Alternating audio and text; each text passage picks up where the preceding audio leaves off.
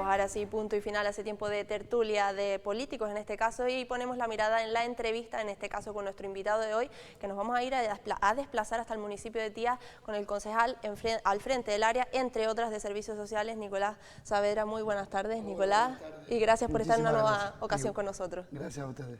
Vamos a empezar, si le parece, hablando, Nicolás, de, bueno, venimos de una etapa de Semana Santa, donde parece que todos hemos percibido pues cierta recuperación económica, bastante turismo. Usted, yo pienso que nos lo puede decir, ya que está, como decíamos, al frente de ese área de servicios sociales, y yo no sé si se ha visto esta repercusión en el municipio, no solo en las grandes empresas, sino también en lo que son las familias de Tía. Efectivamente, bueno, de hecho, los datos que tenemos es que la tasa de paro, que es un paro casi estructural a nivel municipal, pues ha vuelto a niveles anteriores a la pandemia.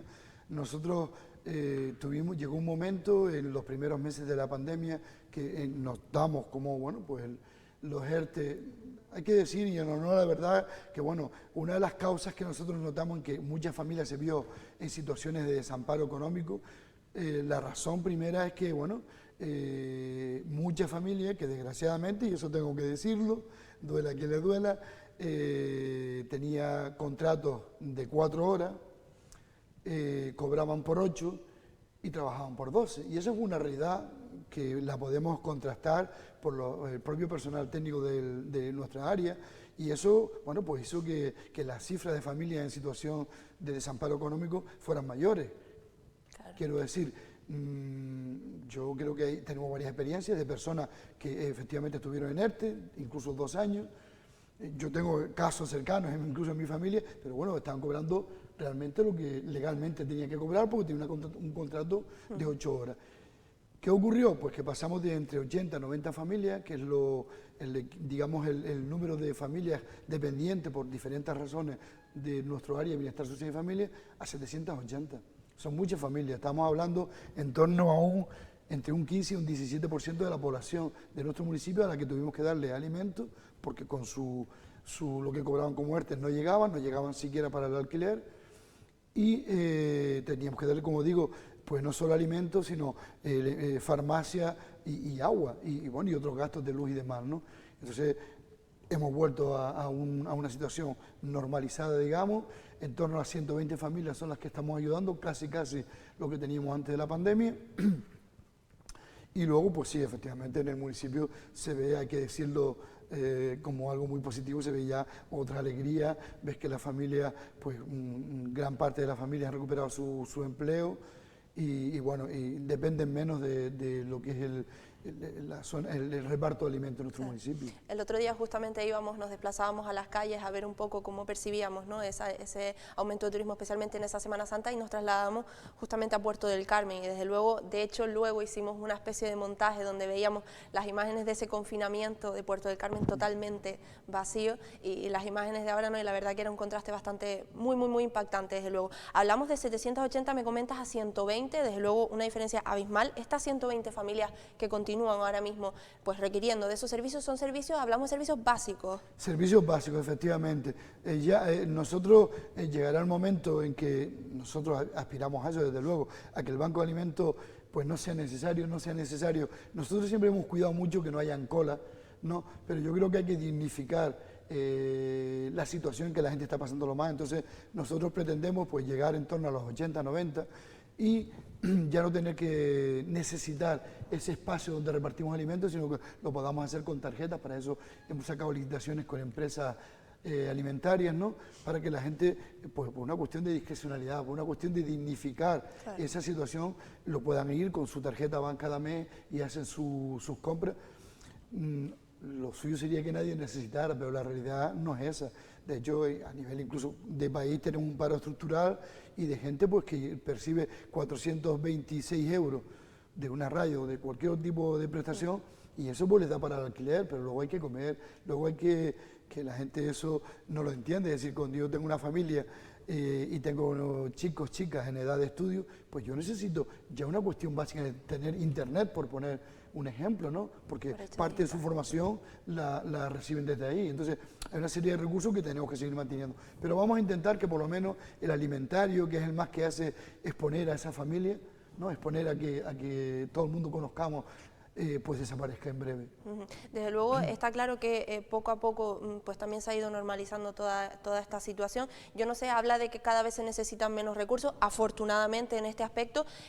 Ustedes ya han aprobado, si no me corrigen, los presupuestos de este año. Dentro de esos presupuestos imagino que también se reflejará este descenso, ¿no?, de cantidad de familias que requieren de estos recursos, imagino, en cuanto a la partida de servicios sociales. Claro, sin duda. Es decir, la partida mantenemos la misma cuantía me refiero, pero lo que hemos hecho es derivar pues parte de esas ayudas, que eran ayudas directas, a intervención comunitaria. Quiero decir, eso de que no solo de pan vive el ser humano, ¿no? Yo creo que es importante. Es decir, ahora nos toca, creo que TIA, los diferentes gobiernos de TIA, ¿no?, han invertido mucho dinero en cuestiones de infraestructura urbana. A mí me gusta decir que ahora nos toca invertir en infraestructura humana, es decir, cómo trabajamos con la comunidad, cómo creamos comunidad. En definitiva, eso hay que crearlo, o sea, hay que poner los medios, las herramientas. Hemos recibido pues un montón de subvenciones, hay que decirlo, del Gobierno de Canarias, del Gobierno del país, del Gobierno de España, y lo que queremos hacer pues con todo ese tipo de subvenciones, más las que hemos destinado, hemos quitado, digamos, de ayuda, porque ya tenemos claro que son menos las ayudas. Es decir, por ponerle un ejemplo, en el año 19, las ayudas que se destinaron para alquiler fueron en torno a 40 y pico mil euros para alquiler, para pagar a personas que no podían pagar alquiler. En el año 20 ya pasamos pues a, creo recordar, 180.000 euros, pero es que en el 21, el año pasado, pues fueron infinitamente más. Llegamos casi a un cuarto de millón de euros que destinamos solo a pago de alquileres. La opción era clara, o ayudamos a esas personas a mantener su alquiler, y también al propietario o la propietaria de esa vivienda a que pudiera cobrar, y la otra opción era pues ver a un montón de gente sin techo. Claro. Entonces la opción era clara. Este año es infinitamente menor y lo hemos ido percibiendo, ¿no? Entonces pues ese dinero lo hemos invertido, lo queremos invertir lo estamos invirtiendo ya de hecho, en intervención en la comunidad, ¿no? Tenemos un equipo y un proyecto que se llama Conecta TIAS, en la que estamos trabajando pues todas esas cuestiones comunitarias que hay que trabajar digo que hay que trabajar en el sentido que es un proyecto que lo trabajamos de manera recogida por todas las diferentes, de manera transversal, por todas las áreas: cultura, juventud, servicios sociales, participación ciudadana, pero también deporte, es decir, de manera transversal, llevar a la comunidad pues ese elemento indispensable para que cuando volvamos a repetir a situaciones como la que hemos vivido, pues el hecho de cohesión social sea una herramienta, sea una ayuda importante para evitar estas situaciones que a veces también se da, no solo por falta de cuestiones económicas, sino de redes familiares o sociales, ¿no? Claro, yo imagino, bueno, por lo que me estaba comentando, que como que agradece constantemente también el respaldo que ha habido por parte, pues en este caso, del Gobierno de Canarias, Gobierno de España. Imagino que es usted de los que, pues eso, de los que lo agradecen, ¿no? El respaldo que ha habido tanto de Cabildo como de Gobierno de Canarias como de Gobierno. Lo digo porque no suelen agradecer mucho, de hecho suelen decir que podría haberse ayudado más a las distintas instituciones, ¿no?, en este aspecto. Bueno, es posible, pero yo sí puedo decir que, por poner un gobierno más cercano, que es el de Canarias, exacto, nosotros en servicios sociales hemos recibido de la consejería, en este caso, de la que dependemos, digamos, en el sentido de subvenciones, hemos casi duplicado las ayudas. Si eso no se agradece, yo creo que hay que agradecerlo. Claro. Del Cabildo hemos recibido una ayuda de casi 90.000 euros para cuestiones de alquiler, y del Gobierno de España, bueno, pues todas las ayudas destinadas a cuestiones sociales se han subido, han aumentado. Entonces yo creo que eso que hay que agradecerlo. Que hay que mejorar mucho, infinitamente. Todavía tenemos pues mucha gente esperando cobrar la ley de dependencia, pero también hay que recordar que cuando llegó el gobierno actual del Gobierno de Canarias, pues habían decenas de miles de expedientes en cajones porque no se habían atendido de ayuda a la dependencia. Muchas personas han fallecido y nunca la cobraron. Oye, pues nosotros hemos notado que ha habido una aceleración en el trabajo, en el procedimiento, para que las personas empiecen a cobrar, que hay que mejorar, repito, muchísimo, muchísimo, pero también llegamos en algunas áreas en que prácticamente no había personal, sobre todo en las áreas sociales del Gobierno de Canarias. Claro. Y eso hay que decirlo. Entonces, bueno, pues tenemos que empezar la casa por los cimientos, ¿no? Los cimientos es tener ese personal que facilite que las ayudas a las familias lleguen, ¿no? También es cierto que al Gobierno de Canarias como que le ha tocado un poco de todo, ¿no? Vivir en esta época de gobierno precisamente, que sí, especialmente la pandemia, que quieras o no también pues ha frenado un poco todos esos trámites administrativos y demás, con lo cual, bueno, demos un margen, ¿no? A ver cómo se ocurre todo y se da todo a partir de ahora. Sin duda, yo llevo pues casi 3 años, bueno, pues de los casi 3 años, prácticamente 2 nos los ha ocupado la pandemia, es decir, claro, una cuestión puramente asistencial, cuando nosotros lo que decíamos, hablo de mi organización, pero también del pacto que firmamos en TIA, que es un pacto progresista sin duda, lo que decíamos en nuestro documento base es que pretendíamos que sea una cuestión, los servicios sociales, más de intervención en la comunidad, cosa que estamos empezando a hacer ahora, porque bueno, cuando pretendimos hacerlo, a los 6 meses de estar gobernando, nos viene una pandemia y lo que nos dice la pandemia es no, ahora lo importante es atender a la familia, atender en la alimentación, en esto, en lo otro, y las cuestiones fundamentalmente sanitarias. Es decir, no es solo lo que ha hecho servicios sociales, es lo que ha hecho el área de educación, lo que ha hecho el área de cultura, lo que ha hecho el área de deporte. Es decir, tuvimos que mejorar pues las infraestructuras, facilitar pues todo, desde productos higienizantes a mascarillas para niños y familias que no tenían mascarillas. Claro. O sea, teníamos que hacer llegar. Quiero decir que yo creo que ha sido una implicación de todo el gobierno, no solo el área de bienestar social, desde luego. Hablaba antes del proyecto de Conecta Tías, también tenían otros proyectos, yo no sé si siguen con ellos, Nicolás, como por ejemplo, recuerdo el Reflota, era uno de ellos, ¿siguen también con esto, continúan con estos proyectos? Efectivamente, claro, Reflota es una apuesta del ayuntamiento. Yo siempre digo lo mismo, es decir, nosotros no tenemos respuesta a todos los problemas, por desgracia, ni respuesta a todas las preguntas, pero sí que tenemos, si nos comprometemos políticamente, sí que tenemos el compromiso de buscar respuestas y de buscar la solución. Yo no las tengo, pero he de buscarlas. Para eso tenemos pues un buen equipo técnico, yo hablo de mi área ahora en concreto, un buen equipo técnico, lo hemos ido reforzando y mejorando. Yo cuando llego al área de bienestar social, bueno, pues yo tenía 2 trabajadores sociales, 2 personas había trabajadores sociales, una trabajadora social que llevaba el área de menor y familia y el otro que llevaba pues todo lo que era la base. Teníamos 3, ciertamente, pero la otra persona, una compañera que afortunadamente ya está de vuelta con nosotros, pero estaba de baja médica, estuvo pues casi 2 años de baja médica por una cuestión grave de salud. Y bueno, viene la pandemia y yo me veo en la situación de, bueno, ¿cómo valoro a 700 familias con 2 trabajadores sociales? Pues esto se puede eternizar. Claro. Yo creo que anduvimos ligeros, como se suele decir por aquí. Lo primero que hicimos es incorporarnos a los bancos de alimentos, tanto a FESVAL, el Banco Europeo, como al de Canarias, para que nos ayudara un poco, que no solo tuviera que salir, porque no sabíamos cuánto se iba a dimensionar esta situación, que todo no salía de las arcas municipales, sino que pudiéramos tener apoyo. Bueno, eso se hizo, pero yo lo siguiente que hago es llegar a acuerdos y a convenios con los diferentes colectivos y fundaciones de las que subvencionamos, a las que subvencionamos el Ayuntamiento de Tía, y ellos han puesto en nuestros servicios, bueno, yo puedo decir que ahora mismo, entre ayudas de algunas fundaciones, de algunos colectivos, de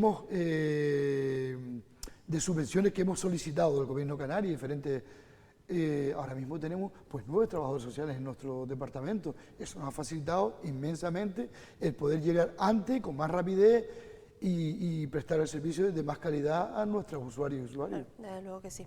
Le iba a preguntar, bueno, todo el que me conoce de las entrevistas siempre me gusta preguntar por la mayor o menor estabilidad o inestabilidad que haya en los distintos grupos de gobierno, ¿no? En este caso en Tías, pero antes déjeme que le vaya con la oposición. Primero, ayer hubo pleno y es cierto que hemos escuchado un poco, especialmente, o al menos yo, al concejal del Partido Popular, a Kiko, decir pues como, bueno, que no estuvo muy conforme con el trato o con el desarrollo del pleno en este caso.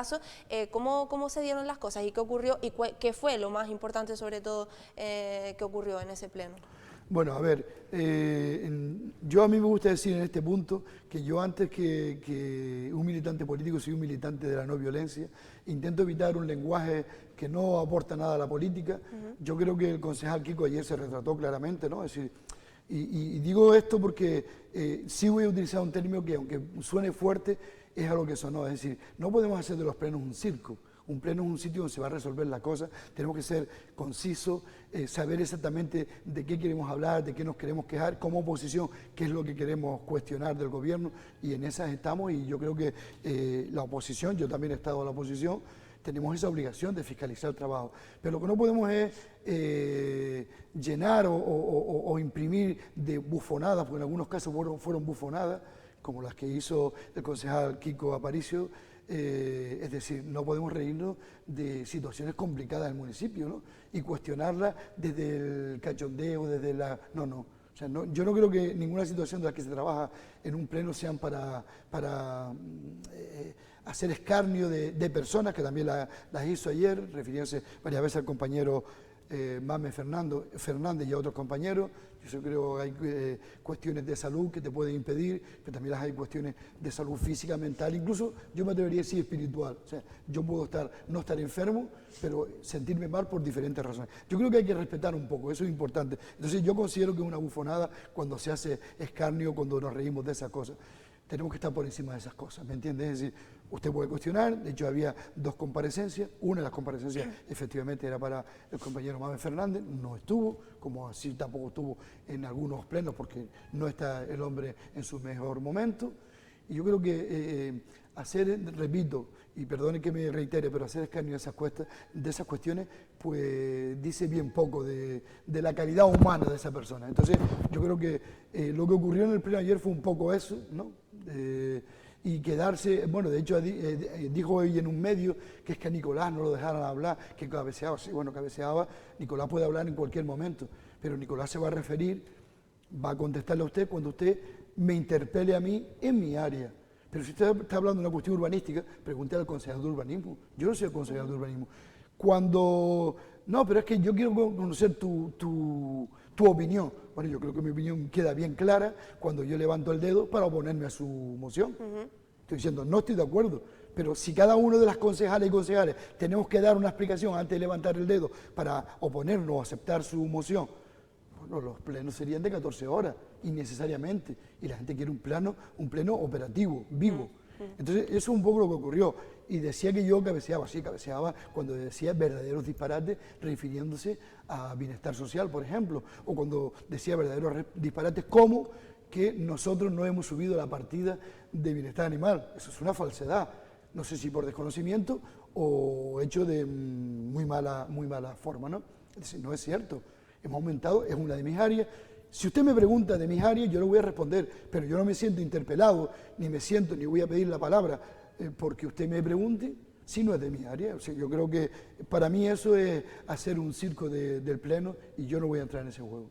Y más allá de todo esto que me está comentando, de todos estos comentarios, que en fin, si fueron así, desde luego es bastante desagradable. En cuanto a las mociones que se presentaron, ¿se aceptó alguna? ¿Hubo alguna interesante? ¿Alguna que realmente no estuviese ejecutando o haciendo el gobierno y que considerase que debería realizarse?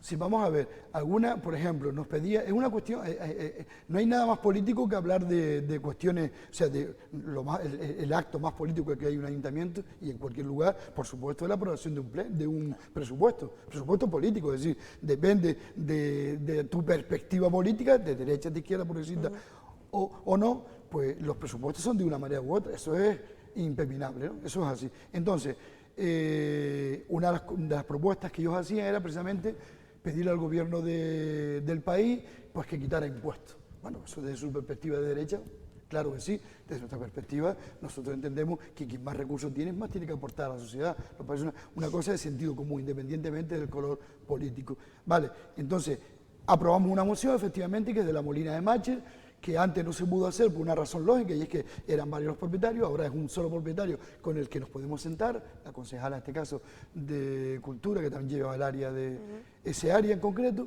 y bueno, y eso se aprobó porque ya se está haciendo de hecho. Han hecho otras propuestas como el camino del Peñón, bueno, pero que eso es una carretera insular. Es decir, y hay una serie de factores a los que hay que tener en cuenta, como el tema medioambiental y demás, y le hemos dicho, oye, nosotros sí queremos que los vecinos de Mazdache tengan mejores condiciones de vida, pero tenemos que hacerlo con la ley por delante.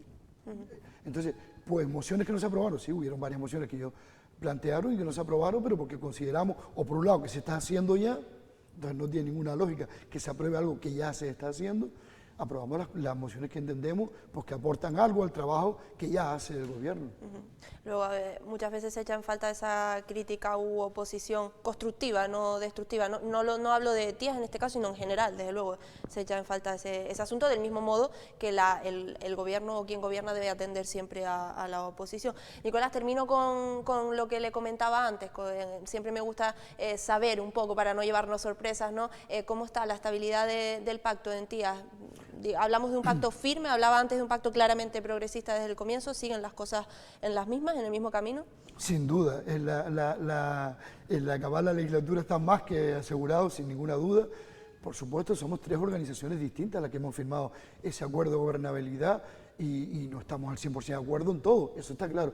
Pero sí estamos de acuerdo en la cosa, hemos firmado un documento en la que todos hemos puesto lo que consideramos que sería y que habría que hacer en estos 4 años de gobierno. Repito, y eso sí me gusta dejarlo claro, de esos 4 años, 2 años no hemos podido hacer nada, nos hemos tenido que dedicar a otras cosas más urgentes, pero desde luego el pacto goza de una perfecta salud. Mi relación, incluso hablo ya a nivel personal, con cada uno de las compañeras y compañeros es perfecta, ¿no? Ya hablamos incluso del terreno personal, y yo creo que a mí alguien me dijo una vez, yo que no estoy en política para ser amigo. Bueno, pues yo sí puedo, sí también hago amigos, ¿por qué no? Yo no creo que sean cosas incompatibles ser amigo y estar en distintas organizaciones, siempre que se respete lo acordado. Digo, perfecta salud del pacto, acabaremos la legislatura y bueno, ya veremos qué nos depara el futuro para las próximas. Claro, ahí va, ¿no? Que cómo percibe un poco el tema de las próximas elecciones. Yo no sé a nivel de tías, ¿no? Pero sí que es cierto que un poco a nivel insular se está hablando de esa subida, quizás incluso de Vox. Por otro lado, un poco bajaría quizás Coalición Canaria. No sé cómo valora todo esto y de cara concretamente al municipio de Tías, ¿no? Bueno, en el caso de Coalición Canaria yo creo que hay un desgaste natural también por los años, ¿no? Y bueno, y también por la gestión. Es decir, igual que ellos nos cuestionan, nosotros también podemos cuestionar su gestión de muchos años en el gobierno de Canarias. En el caso de Vox me preocupa bastante más, obviamente. Me preocupa más porque es un retroceso a los derechos sociales y derechos humanos y derechos de la mujer, además claramente, abiertamente. Yo creo que es un fenómeno que surge de repente. El capitalismo, cuando se le acaban los recursos políticos, pues sacan a este tipo de organizaciones, yo creo que está claro, pero bueno, yo solo invito a la gente a que hagamos una cosa, que leamos más, que investiguemos más y que vemos en origen qué es realmente Vox. Claro, vale, pues con ese titular nos quedamos y me ha encantado tenerle y repasar toda esta cantidad de cosas del municipio de Tías. Muchísimas gracias y sobre todo que esas 120 familias sigan bajando. Muchísimas gracias a ustedes. Gracias. Y muchísimas gracias a todos ustedes también. Ahora sí, nos despedimos y los veo mañana. Muchas gracias y que pasen buena tarde.